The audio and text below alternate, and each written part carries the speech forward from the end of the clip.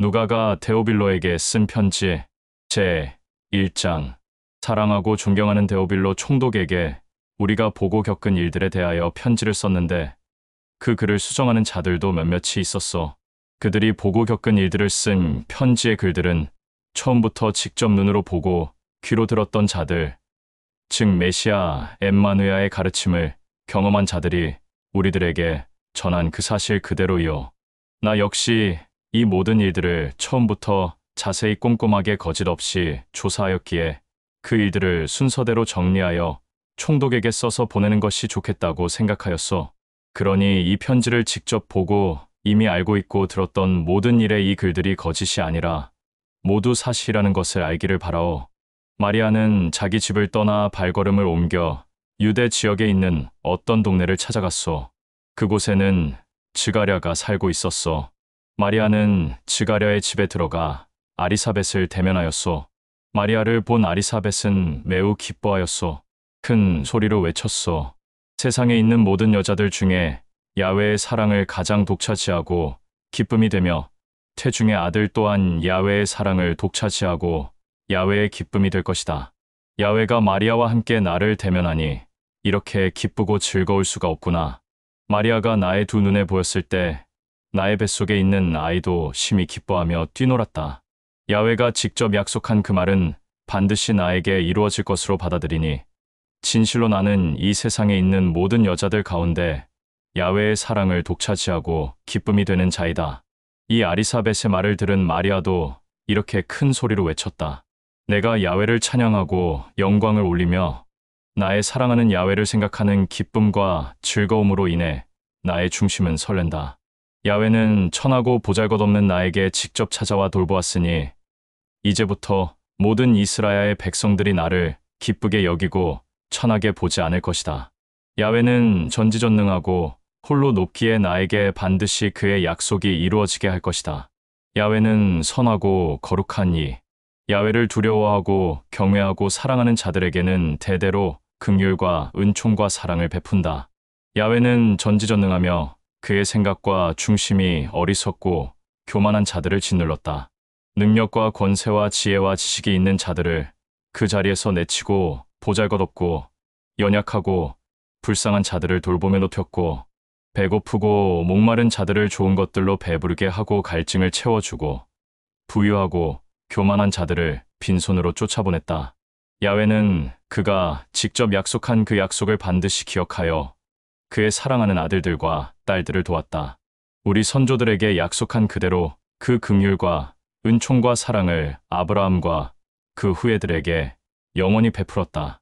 이 말을 끝으로 마리아는 아리사벳의 집에서 약 석 달 동안 함께 지내고 자기의 집으로 돌아갔다.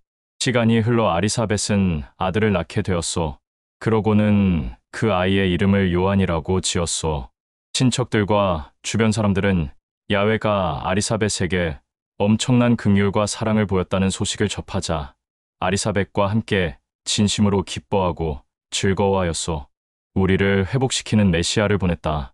예로부터 야훼가 택한 대언자들의 입을 통해 야훼가 말한 그대로 이스라엘의 원수들의 소나기와 또 우리 이스라엘을 시기하고 미워하고 질투하는 모든 자들의 손에서 우리를 회복하려는 것이요. 우리 선조들에게 영원한 긍휼과 은총과 사랑을 보였으며 그가 직접 말한 약속을 잊지 않고 기억하여 우리 선조 아브라함에게 약속한 그대로 우리 이스라엘 사람들을 원수들의 소나기에서 자유케 하였다. 우리는 모두 담대하게 야훼를 섬기고 평생을 야훼 앞에서 선하고 거룩하고 올바르게 살며 그를 사랑하게 될 것이다. 야훼의 약속으로 태어난 요한아, 너는 지극히 홀로 높은 야훼의 대언자가 되어 메시아 엠마누야보다 먼저 와서 그가 가야 할 길을 닦을 것이고 야훼가 죄악에서 자유하지 못한 모든 자들을 용서하고 그를 택하고 찾고 사랑하고 믿는 자들을 회복케 하고 자유케 할 것이니 이것은 우리들의 야훼의 지극한 긍휼과 은총과 사랑 덕분이다. 하늘 높은 곳에는 밝은 태양을 뜨게 하여 죽음으로부터 자유하지 못한 어둠에 있는 자들에게 밝은 빛을 비춰주어 우리의 힘찬 발걸음을 화평의 길로 이끌어 줄 것이다. 요한의 날이면 날마다 중심과 생각과 육체가 올바르고 선하고 건강하게 자랐으며 이스라엘 백성들 앞에 자기 모습을 보일 때까지 광야에 들어가 살았소. 제2장. 요셉은 갈릴리 지역에 있는 나사렛 동네를 떠나 유대 지역에 있는 베들레헴이라는 곳으로 갔소. 요셉은 마리아와 함께 같이 동행하였소. 그때 마리아는 아이를 가진 상태였소. 시간이 지나 마리아가 아이를 낳게 되자 이 아이의 이름을 엠마누아라고 하였소. 이는 요셉과 마리아가 야훼에게 그 이름으로 짓겠다고 간구하였기 때문이었소. 요셉과 마리아는 야훼의 거룩한 율법을 따라 모든 예식을 다 끝낸 후 자기 고향 갈릴리 지역 나사렛으로 돌아갔소. 아이는 날이면 날마다 강건하게 자랐고 야훼로 인한 지식과 지혜가 풍부해지며 그의 아버지인 야훼의 사랑을 받고 있었소. 해마다 6월 잔칫날이 되면 요셉과 마리아는 6월 잔칫날을 지내러 예루살렘으로 갔소. 엠마누아가 예루살렘으로 갈 때마다 모든 사람들은 그의 지식과 지혜에 감탄하였소. 그때 요셉과 마리아도 엠마누아가 율법의 지식이 능히 있는 제사장들과 바리새인들과 서기관들과 한자리에 모여 같이 대화하고 질문하고 가르치는 것을 보고 그들도 매우 놀라워하였으나 사람들에게는 티를 내지 않았소. 요셉은 마리아와 함께 엠마누아를 불러 집으로 갔고 그 둘은 오늘 엠마누아가 성전에서 했던 행동에 대해 야훼 아버지에게 감사와 영광을 올렸소. 이 일이 있고 난 후 요셉과 마리아는 이 엠마누아가 날마다 야훼 앞에 강건하게 자라며 야훼의 사랑을 날마다 받을 수 있게 밤낮으로 야훼에게 기쁨과 감사함으로 간구하였고 이 엠마누아를 준 야훼에게 감사와 영광을 올렸소. 엠마누아는 날마다 지식과 지혜가 넘쳐나며 야훼의 사랑을 받았소. 제3장. 시간이 지나 로마 황제 티베리오라는 자가 다스린 지 15년이 되었을 때 본디오 빌라도가 유대 총독으로 있었소. 그때 갈릴리 지역의 영주는 헤롯이었고 이두레아와 트라코니티스 지역의 영주는 헤롯의 동생 빌립보였으며 아빌레네 지역의 영주는 리사니아였소. 그 당시 이스라야의 대제사장은 안나스와 가야바였소. 그 무렵에 즈가랴의 아들 요한은 광야에서 야훼의 음성을 직접 들었소. 그러고는 요르단강 부근에 있는 모든 지역을 돌아다니며 너희들이 잘못된 지식으로 알고 있는 야훼를 다 내려놓고 올바른 지식으로 그에게 다시 돌이켜라. 그리하면 먼저는 야훼의 사랑을 받고 너희들의 모든 죄를 용서받을 것이다. 라고 선포하였소. 이것은 야훼의 말에 광야에서 외치는 이의 큰 음성이 들렸는데 너희는 그의 길을 미리 닫고 고르게 하라. 모든 강과 바다와 시냇물은 메워지고 높은 산과 낮은 언덕이 눕혀져 굽은 길이 곧게 될 것이고 험한 길이 고르게 되는 날 모든 사람은 야훼로부터 값없이 회복해 되고 자유케 될 것이다. 요한은 자기의 음성을 듣고 침례를 받으러 나오는 자들 중 끝까지 자기 자신을 야훼 앞에 낮추지 않은 자들을 향하여 이렇게 말하였소. 강한 독을 품은 독사의 후예들아, 너희들은 과연 앞으로 다가올 야훼의 진노를 피할 수 있을 것이라고 생각하냐?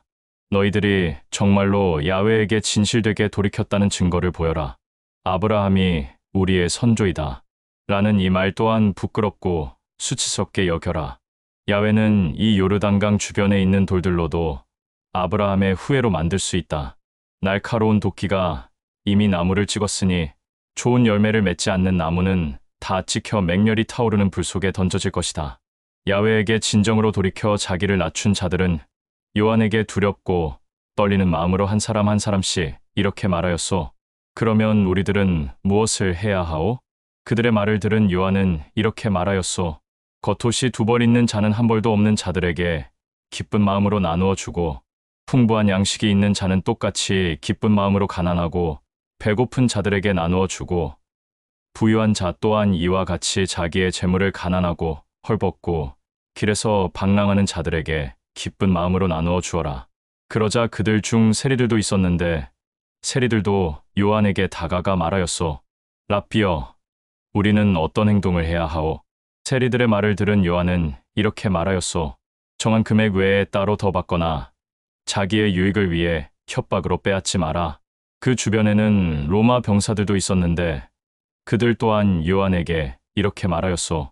랍비여, 우리는 어떤 행동을 해야 하오? 라고 하자 요한은 로마 병사들을 향해 이렇게 말하였소.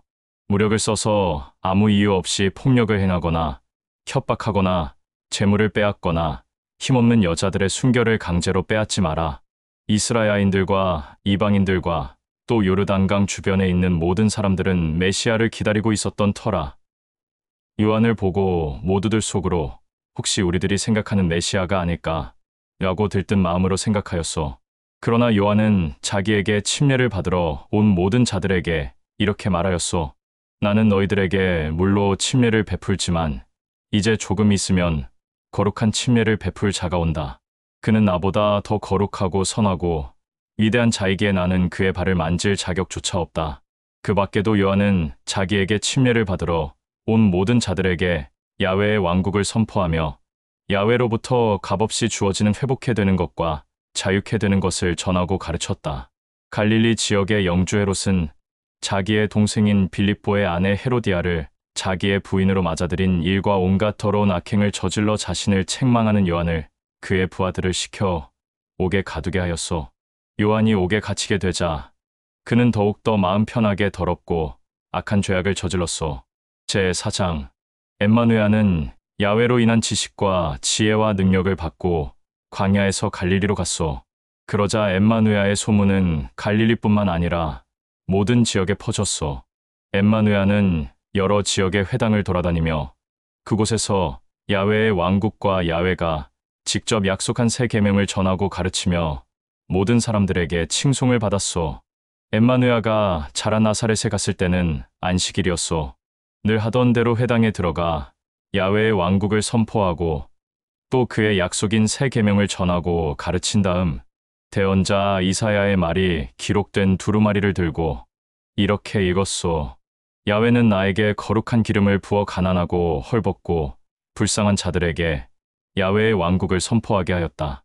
또 야훼는 나를 직접 택하고 불러 나를 모든 지역에 보내며 얽매이고 자유하지 못한 자들에게는 기쁨과 즐거움과 자유를 누리게 하고 눈이 멀어 앞을 보지 못하는 자들에게는 보게 하고 폭력과 갈취를 당하여 괴롭고 고통스러워하는 자들에게는 위로와 격려와 사랑을 보이고 야훼로부터 값없이 주어지는 회복해 되는 것과 자유케 되는 것을 그들에게 베풀었다. 엠마누야는 이렇게 대언자 이사야의 말을 읽고 다시 두루마리를 말아서 시중들던 자에게 되돌려주고 자기 자리에 앉았소. 그러자 그 회당에 모여있던 모든 사람들의 두 눈이 엠마누야를 향하였소. 회당에 있는 모든 자들의 두 눈이 자기에게 쏠린 것을 알게 된 엠마누야는 일어서서 큰 목소리로 그들에게 말하였소. 너희가 직접 두 귀로 들은 그대로 오늘 이 자리에서 방금 내가 읽은 대언자 이사야의 말을 나의 아버지 야훼가 이루었다. 그러자 엠마누야의 말을 들은 회당에 있는 자들 중 어떤 자들은 엠마누야를 기뻐하고 칭송하였고 또 어떤 자들은 이 자는 요셉의 아들인데 어찌 자기가 야훼의 아들이라고 하는가? 라고 말하는 자들도 있었소. 이들의 말을 들은 엠마누야는 그들을 향해 말하였소. 너희들의 속담에는 이사여 내 병이나 고쳐라 라는 속담이 있지 않느냐? 나더러 가버나움에서 한 일을 너희 고향인 나사렛에서도 해봐라 라고 말하고 싶었을 것이다. 또 어떤 대언자는 자기 가족과 친척과 고향에서는 사람 대접을 받지 못하였다. 엠마누야의 이 말을 들은 회당에 있는 자들 중 그를 시기하고 질투하는 몇 사람이 화가 나서 일어나 엠마누야를 회당에서 쫓아내었고 또 그 지역 밖으로 끌어내었소. 그들은 분이 풀리지 않자 무기를 들고 엠마누야에게 폭력을 시도하려 하였으나 엠마누야는 그들의 한가운데를 유유히 지나 자기의 길로 갔소. 그 일이 있고 난 후 엠마누야는 갈릴리 지역의 가버나움으로 발걸음을 옮겼소. 때마침 안식일이었는데 회당에서 많은 사람들을 향해 야훼의 왕국을 선포하고 또 야훼의 새 계명을 전하고 가르치고 있었소. 이 엠마누야의 입속에서 나오는 말들이 제사장들과 바리새인들과 서기관들보다 권위가 있었기에 회당에서 엠마누야의 말을 듣는 모든 사람들이 놀라워하며 감탄하였소. 그러나 엠마누야는 그들을 향해 이렇게 말하였소. 나는 나의 아버지 야훼의 왕국을 다른 지역과 다른 왕국에도 전해야 한다. 나의 아버지 야훼는 나에게 이 일을 하도록 나를 이 땅에 보내었다. 이 말을 끝으로 엠마누야는 유대 온 지역의 여러 회당을 다니며 야훼의 왕국과 야훼의 세 계명을 전하고 가르쳤소. 제 5장. 시간이 지나 어느 날 많은 사람들이 게네사렛 호숫가 옆 모랫길에 있는 엠마누야를 둘러싸고 그 입에서 나오는 야훼의 왕국과 야훼의 세 계명을 듣고 있었소. 그때 엠마누야는 호숫가에 정박한 배를 보았소. 그 배에는 어부들이 그물을 던져 물고기를 잡고 있었고 또 어떤 어부는 그물을 싣고 있었어. 그때 엠마누야는 어부들을 향해 다가가 게바라고 불리는 자의 배에 올라탔소. 그러고 나서 수많은 사람들을 향해 이어서 야훼의 왕국과 야훼의 세 계명을 전하고 가르쳤소. 모든 말들을 전하고 가르친 엠마누야는 게바에게 이렇게 말하였소. 깊은 곳에 배를 대고 그물을 던져 물고기를 잡아라. 엠마누야의 말을 들은 게바는 랍비여, 우리가 밤새도록 물고기를 잡으려고 노력하였으나 한 마리도 잡지 못하였소. 그러나 랍비가 나에게 말하니 깊은 곳에 배를 대어 그물을 던져 물고기를 잡아보겠소. 라고 말한 뒤 깊은 곳에 가서 배를 대어 그물을 던졌소. 그러자 엠마누야의 말대로 엄청나게 많은 양의 물고기가 그물에 걸려 그물이 찢어질 지경이 되었소. 그러자 게바는 같이 일하고 있는 어부들에게 큰 목소리로 외쳐 배를 자기 쪽으로 오게 하여 그물을 같이 들어 올리자고 도움을 청하였소. 그러자 그들이 배를 타고 게바가 있는 곳으로 가서 게바와 함께 수많은 물고기가 걸려있는 그물을 끌어올렸소. 이것을 본 게바는 엠마누야에게 랍비여, 어찌하여 당신의 말을 순종하였더니 이렇게 수많은 물고기가 그물에 걸렸소. 라고 하자 게바의 말을 들은 엠마누야는 아무 말도 하지 않았소. 세베대의 두 아들 야고보와 요한도 놀랐는데 그들은 다 게바와 같은 어부였소. 그러나 엠마누야는 게바에게만 향해 이렇게 말하였소. 기이하게 여기지 마라. 앞으로 너는 사람을 낚는 야훼의 일을 하는 자가 될 것이다. 라고 말하고 그들은 모두 배를 타고 육지로 올라와 호수에 배를 정박한 다음 모든 것을 버리고 엠마누야를 따랐소. 이 일이 있고 난 후 엠마누야는 그곳을 떠나 길을 가고 있었소. 마태가 세간에 앉아 있는 것을 보았소. 그러자 엠마누야는 그를 향해 이제는 나를 따르라. 라고 하였소. 그러자 마태는 하던 일을 다 내려놓고 모든 것을 버리고 엠마누야를 따랐소. 마태는 너무 기쁜 나머지 자기 집에서 잔치를 베풀려고 자기의 지인들과 엠마누야를 초대하였소. 그 자리에는 세리들과 창녀들과 가난하고 헐벗고 길에서 방랑하는 자들만 모여 있었어. 그러자 이것을 본 바리새인들은 마태의 집의 잔치에 초대받아 참석한 모든 자들을 못마땅하게 여겨 엠마누야를 따르고 있던 형제들에게 말하였소. 어찌하여 너희들과 너희들의 랍비는 세리와 율법의 규례를 지키지 않는 자들과 함께 어울려 먹고 마시는 것이냐? 이 말을 들은 엠마누야는 그들에게 이렇게 말하였소. 나의 아버지 야훼의 사랑을 받고 싶어 하나 받지 못한 자들이 있다. 그들이 바로 너희들이다. 나는 항상 수많은 사람들을 향하여 나의 아버지 야훼의 사랑은 그 누구에게나 동일하다고 말하였다. 그러나 너희들은 아니다. 나는 야훼의 사랑을 이미 받은 자들에게 온 것이 아니라 야훼의 사랑을 받고 싶어 하지만 받지 못한 자들을 위해 온 것이다. 이 엠마누야의 말을 들은 사람들 중 요한의 제자들도 있었고 바리새인들과 그들을 따르는 자들도 있었는데 이들 또한 마태의 잔치에 초대를 받은 자들이었소. 그런데 요한의 제자들도 그렇고 바리새인들을 따르는 자들도 그렇고 이들은 서로 앞다투어 엠마누야를 향해 이렇게 말하였소. 어찌하여 너와 너를 따르는 자들은 날마다 먹고 마시는 것을 즐기고 기뻐하는 것인가? 요한의 제자들과 바리새인들을 따르는 자들의 말을 들은 엠마누야는 그들에게 이렇게 말하였소. 너희들은 잔치에 초대받은 신랑의 가족들과 친척들과 지인들이 신랑과 함께 있을 때 그 잔치에서 금식을 할 수 있다고 보느냐? 때가 되면 신랑과 떨어지거나 또는 빼앗길 날이 올 것인데 그때 너희들도 같이 금식하라. 또 엠마누야는 이렇게 비유를 들어 말하였소. 새 옷에 헌 옷 조각을 잘라 깁는 자는 없다. 그렇게 하면 새 옷을 입지 못하게 될 것이다. 이는 새 옷에 헌 옷 조각이 어울리지 않기 때문이다. 또 새 포도주를 헌 가죽 부대에 담는 자도 없다. 그렇게 하면 새 포도주로 인해 헌 가죽 부대가 터지기 때문이다. 즉 포도주도 쏟고 가죽 부대도 못 쓰게 된다. 그러므로 새 포도주는 새 가죽 부대에 넣어야 한다. 오래 묵은 포도주의 맛을 아는 자는 오래 묵은 포도주의 맛이 이제 막 새로 만든 포도주의 맛보다 향도 향기롭고 아름다우며 맛있다고 한다.